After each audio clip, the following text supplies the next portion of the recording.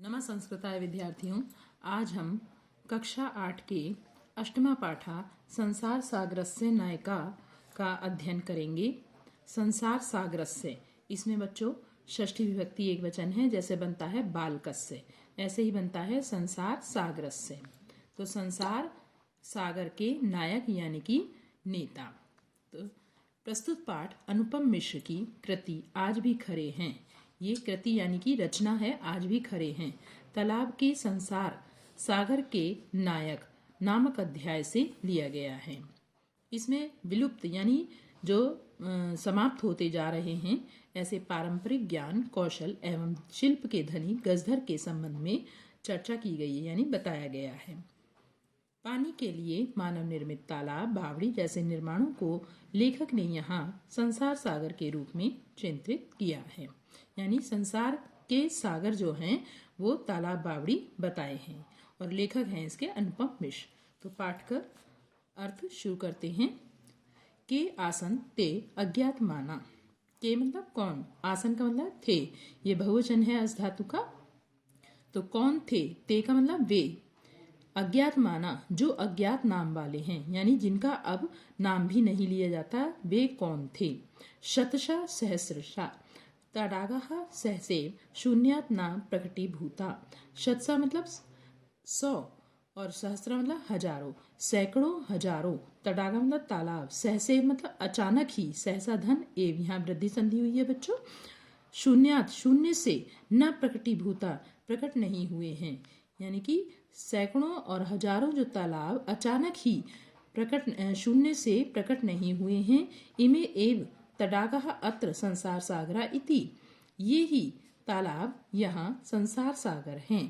एतेषाम् आयोजनस्य नेपथ्ये निर्माणयितु त्रीणाम् एककं निर्मातॄणां च दशकम् आसीत्। एतेषाम् ये तालाब बनाने के लिए, आयोजन से मतलब बनाने के लिए, नेपथ्य, नेपथ्य कहते हैं पर्दे को। जैसे नाटक में पर्दा होता है और उसके पीछे से पात्र निकल कर आते हैं, तो इस यहाँ पे नेपथ्य का मतलब पीछे से। निर्मातृत्व निर्माण करने के लिए, एक एकम एक, निर्मातृणाम च दशकम और निर्माण करने वाले दशकम मतलब दहाई थे, यानी कि निर्माण करने वाला पहले कोई एक था, फिर उसके साथ जुड़ने वाले और लोग जुड़ते गए तो वो दहाई यानी कि 10 की दशक में हो गए, 10 की संख्या में हो गए। एततम एककम दशकम च आहते शतकम सहस्रम वा रचयता स्म। एतत यह एककम मतलब एक एक करके, दशकम 10-10 और आहते लेकर यानी मिलकर सैकड़ों और हजारों तालाब बनाते थे। तो एक एक करके पहले एक एक थे और उसके बाद में जब एक से एक जुड़ते चले गए तो उन्होंने सैकड़ों और फिर हजारों तालाब बनाए। परम विगतेषु 200 वर्षेषु नूतन पद्धतया समाजेन यत्किंचित पठितम।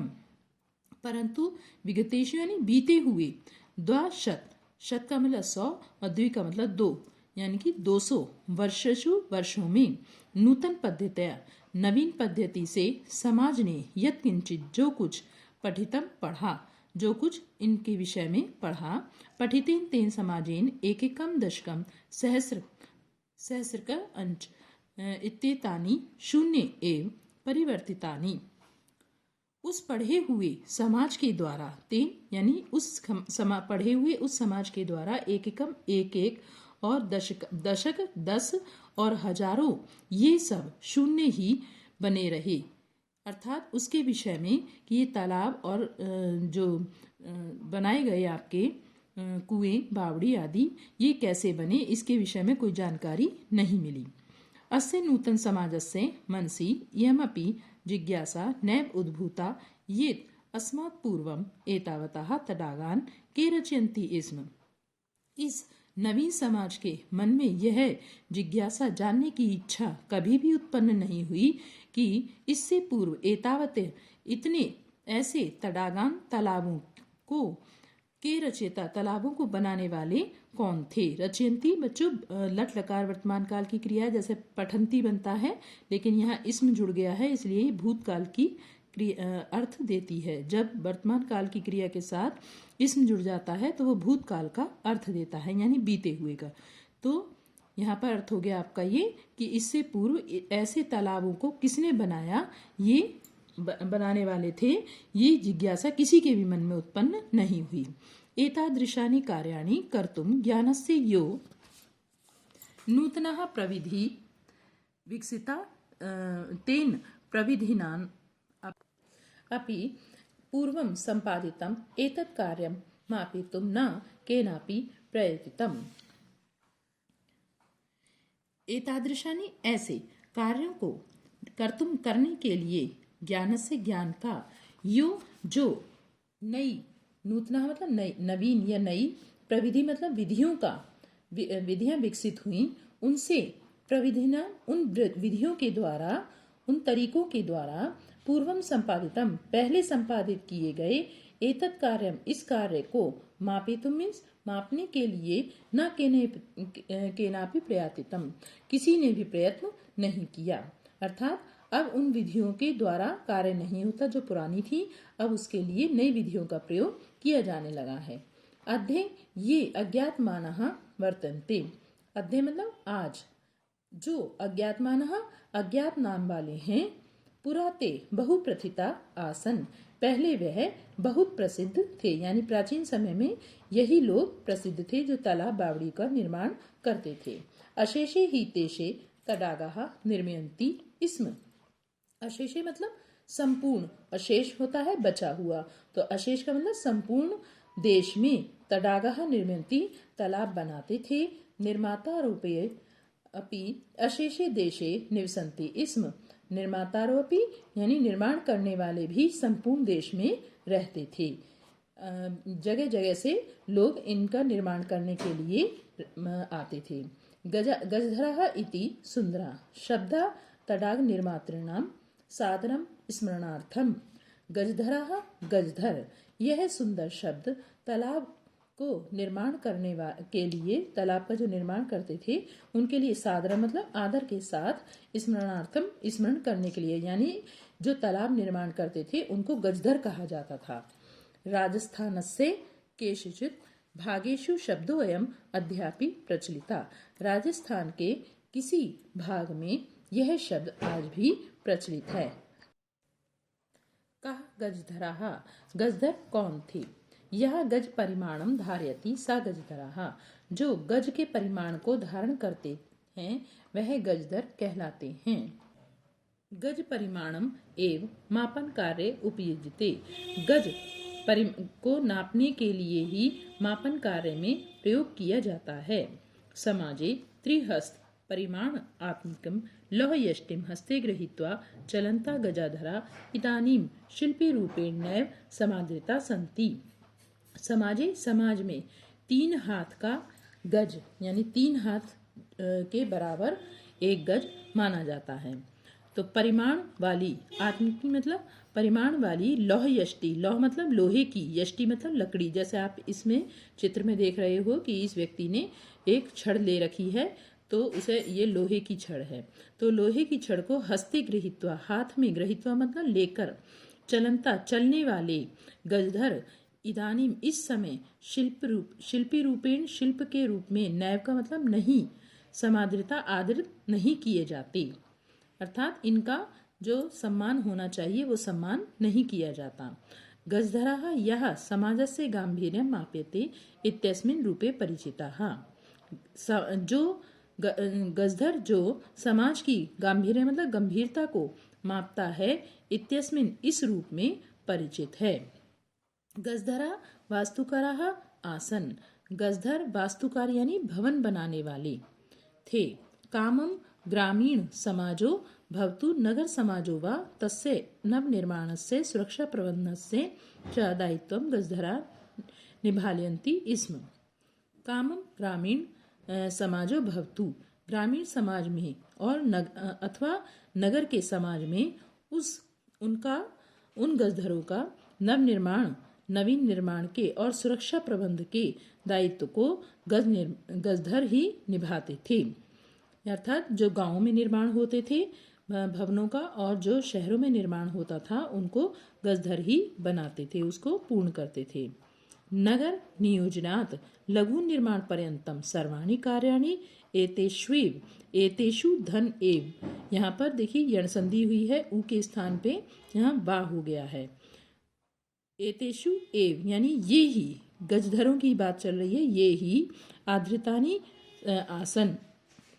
नगर नियोजना, नगर के बनाने से, छोटी से, लघु का मतलब छोटी वस्तुओं तक, पर्यंत मतलब तक, यानी कि लिमिट यहाँ तक बताई है।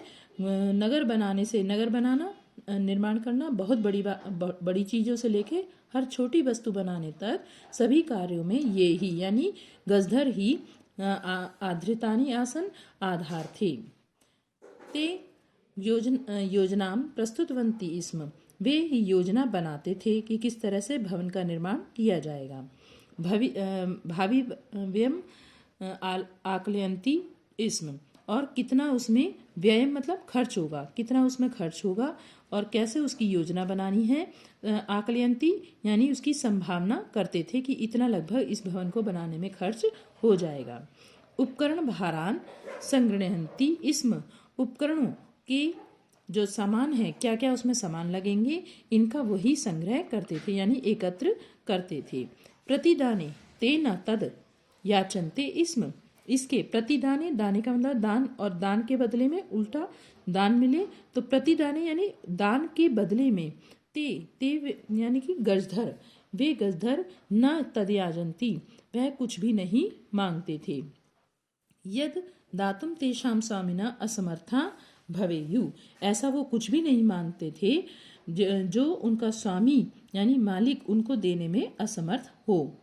कार्य समाप्तौ वेतनानि अतिरिच्य गजधरेभ्यः सम्मानमपि प्रदीयते इसम, कार्य की समाप्ति होने पर वेतन के अतिरिक्त मतलब अतिरिक्त गजधर को सम्मान भी दिया जाता था। नमः एतादृशेभ्यः शिल्पीभ्यः, ऐसे शिल्पियों के लिए नमस्कार है, उन सभी शिल्पियों को नमस्कार है। अब बच्चों इस पाठ के शब्दार्थ देख लेते हैं। सहसेव, सहसा धन एव, यहाँ पहले भी मैंने आपको पाठ को पढ़ाते हुए समय बताया था कि इसमें वृद्धि संधि हुई है, आ और ए मिलके आई वृद्धि हो गई है। इसका अर्थ होता है अकस्मात या अचानक। प्रकटीभूता, प्रकट हुए या दिखाई दिए हैं। नेपथ्य, पर्दे के पीछे। तडागाह, तालाब। निर्मापयितॄणाम, बनाने वालों की। निर्मातृणाम, बनाने वालों की। इसमें है बनवाने वालों की और दूसरे में है बनाने वालों की। एक एकम, इकाई। दशकम, दहाई। शतकम, सैकड़ा। सहस्रकम, हजार। जिज्ञासा, जानने की इच्छा। उद्भूता, उत्पन्न हुई या जागृत हुई। अस्मात् पूर्वम, इससे पहले। मापयितुम, मापने या नापने के लिए। प्रयतितम, प्रयत्न किया। बहुप्रथिता, बहुत प्रसिद्ध। अशेषे मतलब संपूर्ण। निर्मीयन्ते इसम, बनाए जाते थे। निर्मातारः, बनाने वाले। गजधर, गज लंबाई, चौड़ाई, गहराई, मोटाई मापने की एक लोहे की छड़। जैसे कि पीछे हमने आपको पाठ पढ़ाते समय एक पिक्चर में दिखाया है कि किसी व्यक्ति के हाथ में, गजधर के हाथ में लोहे की छड़ है, तो उस छड़ को धारण करने वाला व्यक्ति। तडाग निर्मातृणाम, तालाब बनाने वालों के। त्रिहस्त परिमाण आत्मिकीम, 3 हाथ के नाप की। लोहयष्टिम, लोहे की छड़। समाद्रिता, आदर को प्राप्त। गांभीर्यम, गहराई। वास्तुकारा, भवन आदि का निर्माण करने वाले। कामम, चाहे भले ही।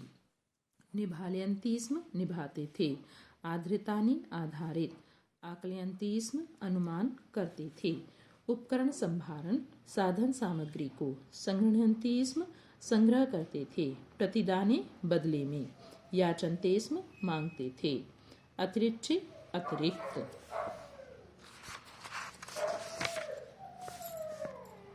अब बच्चों इसका अभ्यास कार्य देख लेते हैं। पहला प्रश्न है एक पदेन उत्तर, एक 1 वर्ड में आपको आंसर देना है। एक पद में कस्य राज्य से भागेशु गजधरा शब्दा प्रयोजन्ते, यानी किस राज्य के भागों में गजधर शब्द का प्रयोग किया जाता है।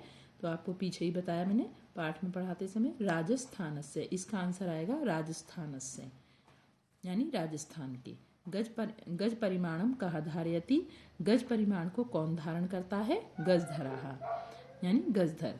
कार्य समाप्तौ वेतनानि अतिरिच्य गजधरेभ्यः किम प्रदीयते स्म, कार्य की समाप्ति पर वेतन के अतिरिक्त गजधर को क्या दिया जाता था? सम्मानम, अर्थात सम्मान भी दिया जाता था। तो सम्मानम आ जाएगा। के शिल्पी रूपेण न समादृता भवन्ति, कौन शिल्पी के रूप में समादृत यानी उनका आदर नहीं होता था? गजधरा, गजधर का। तो गजधरा बहुवचन का है। यहाँ पर गजधर लिख के ऐसे आकार डंडा भी लगाएंगे और विसर्ग भी लगाएंगे। प्रश्न नंबर 2 है अधोलिखितानि लिखितानाम प्रश्नानाम उत्तराणि लिखत। नीचे लिखे हुए प्रश्नों के उत्तर लिखें। का नंबर पे है तडागाः कुत्र निर्मीयन्ति स्म। तडागाः यानी तालाब कहाँ बनाए जाते थे? अशेषी देशा यानी संपूर्ण देश में। तो इसका आंसर हो जाएगा तडागाः अशेषम देशे निर्मीयन्ति स्म। दूसरा है गजधराः कस्मिन् रूपे परिचिताः। तो इसका उत्तर है बच्चों यहाँ पे आपको दिखा देते हैं, आपकी पुस्तक में ही दिया हुआ है इसका आंसर। प्रश्न नंबर 2 है, यह है योजना प्रस्तुतवन्ति स्म भवितव्यम भाविव्यम आकलयन्ति स्म।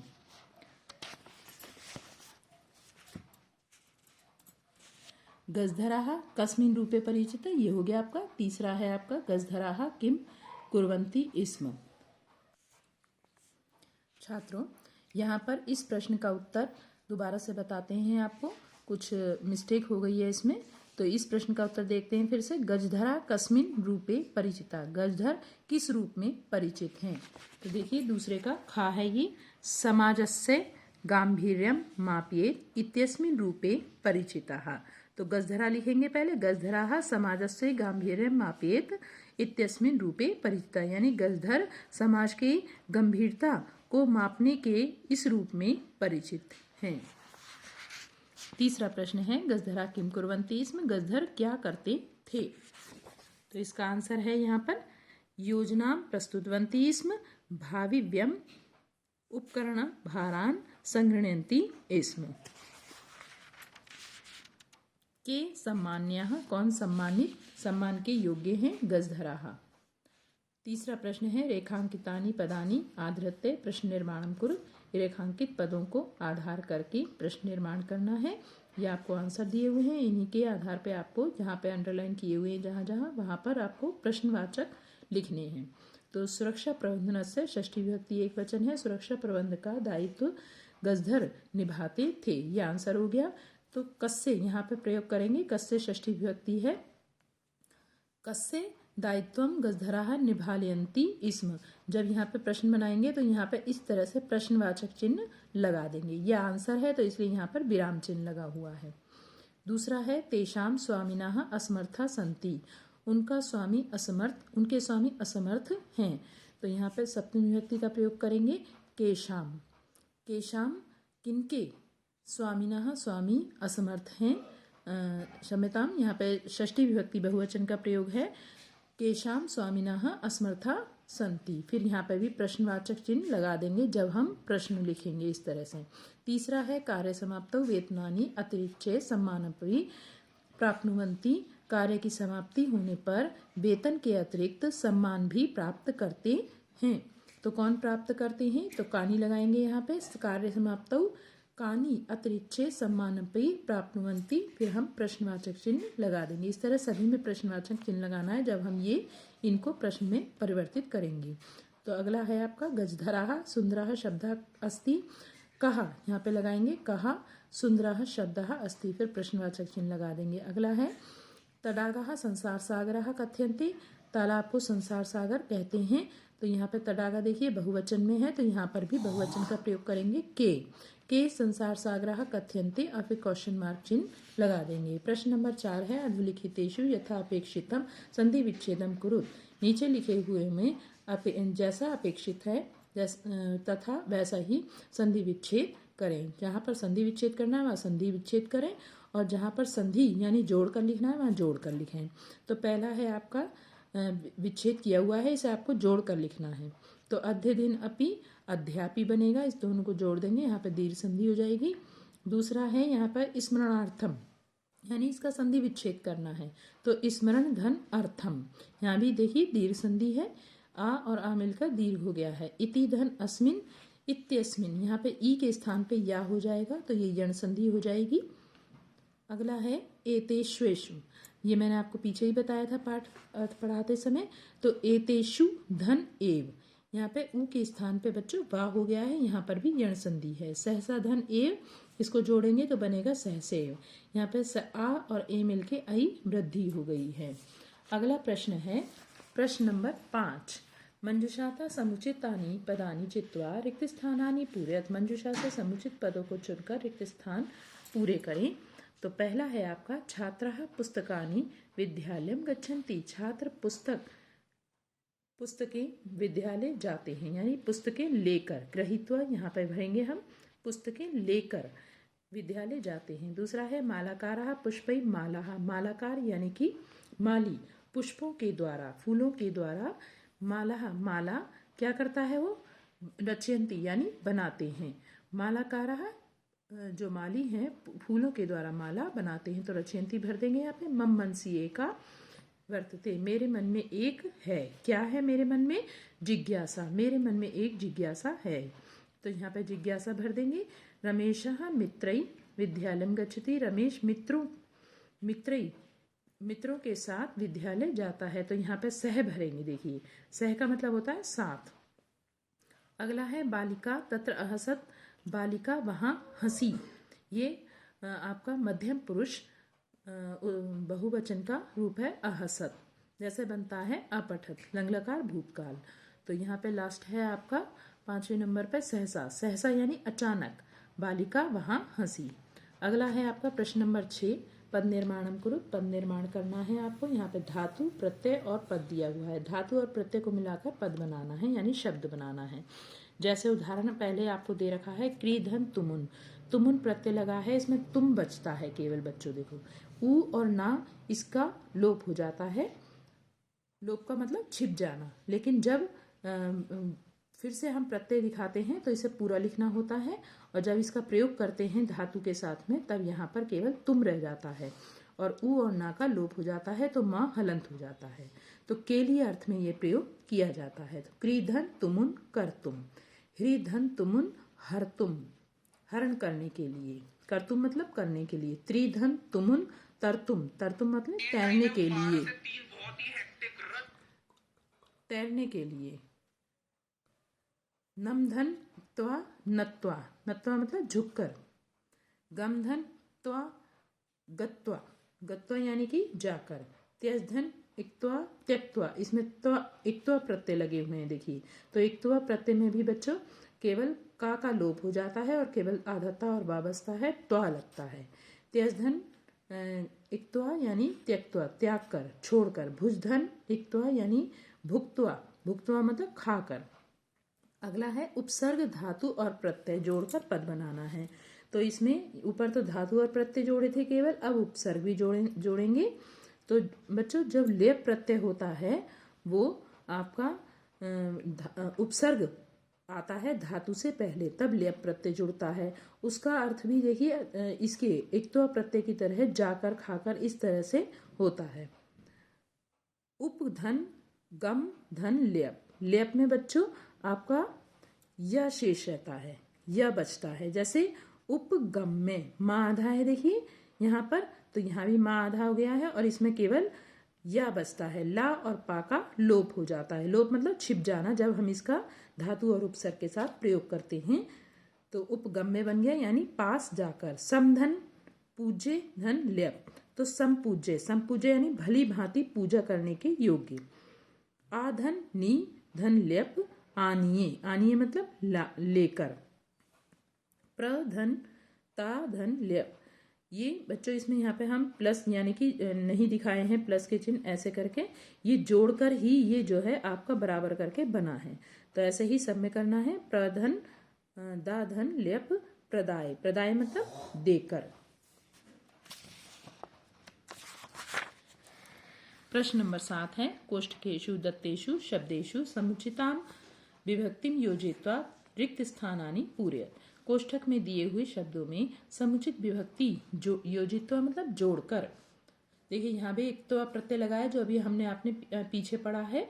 तो ये एक तो प्रत्यय में आधा और वा दिखाई दे रहा है आपको, ये जोड़कर बना है। तो जोड़कर रिक्त स्थान की पूर्ति करनी है। यथा एक उदाहरण दिया है आपको इसके लिए, विद्यालयम परिता वृक्षा संति। विद्यालय के परिता मतलब चारों ओर, वृक्षा मतलब वृक्ष और संति मतलब हैं। विद्यालय के चारों ओर वृक्ष हैं। अब यहाँ पर आपको लिखना है उभयता ग्रामः संति। इसमें आपको क्या विभक्ति जोड़नी है। देखिए जहाँ जहाँ आप देखेंगे उभयता, परिता, सर्वता, ये इन सब के योग में द्वितीय विभक्ति का प्रयोग किया जाता है हमेशा। तो उभयता शब्द आया है इसलिए यहाँ पर ग्रामम लगाएंगे।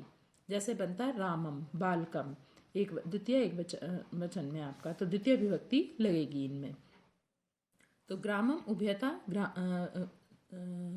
उभयता ग्रामः संति, गांव के दोनों ओर गांव हैं।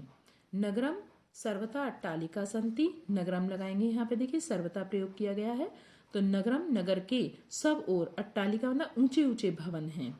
धिक का पुरुषम, धिक के योग में भी देखिए द्वितीय विभक्ति प्रयोग की जाएगी।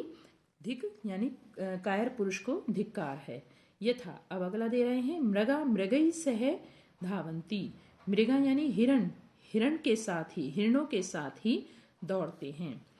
हिरण हिरणों के साथ दौड़ते हैं। तो सह के अर्थ में यहाँ तृतीय विभक्ति का प्रयोग किया गया है। हमेशा सह के योग में बच्चों तृतीय विभक्ति का ही प्रयोग किया जाता है। अब यहाँ देखिए बालकाः सह पठन्ति। अब सह के योग में हम बालिका में तृतीय विभक्ति लगाएंगे। तो तृतीय विभक्ति के बहुवचन में, क्योंकि बहुवचन की देखिए क्रिया है यहाँ पर, इसीलिए यहाँ पर बहुवचन का ही प्रयोग किया जाएगा। और यहाँ भी देखिए बालकाः बहुवचन का है। तो बालक बालिकाओं के साथ पढ़ते हैं। तो सह के योग में यहाँ पर तृतीय विभक्ति लगी, बालिका भी बनेगा, जैसे रमा भी बनता है। अगला है पुत्र सह आपणम गच्छति। पितृ, यहाँ पर पितृ का तृतीय विभक्ति का रूप बनेगा, क्योंकि सह आया है। सह शब्द जब आ जाता है तो तृतीय विभक्ति का प्रयोग किया जाता है। जैसे यहाँ पर भी सह के योग में तृतीय विभक्ति का प्रयोग किया गया है। तो पुत्र पित्रा सह आपणम गच्छति, पुत्र पिता के साथ, आपणम यानी बाजार जाता है। देखिए के आने से यहाँ पर पिता के कारक चिन्ह के अनुसार यहाँ पे षष्ठी विभक्ति आनी चाहिए थी, लेकिन सह शब्द आया है, यहाँ भी सह शब्द आया है, इसीलिए यहाँ पर तृतीय विभक्ति का प्रयोग किया जा रहा है। अगला है मातृ। तो मातृ जैसे पित्रा बना ऐसे ही बनेगा मातृ का मात्रा। शिशु मात्रा सह क्रीडति। शिशु यानी बच्चा माता के साथ खेलता है। तो यहाँ पे मातृ का तृतीय विभक्ति एक वचन में बनेगा मात्रा, क्योंकि यहाँ पे देखिए जब सह शब्द आ जाता है तो इसमें यहाँ पर आप देख रहे हैं तृतीय विभक्ति का प्रयोग किया गया है। यहाँ पर उभयता, परिता, सर्वता, धिक, इनके योग में यहाँ पर आपको द्वितीय विभक्ति दिखाई दे रही है। तो बच्चों ये आपका पाठ 8 का अभ्यास कार्य है, यह यहीं समाप्त होता है। धन्यवाद।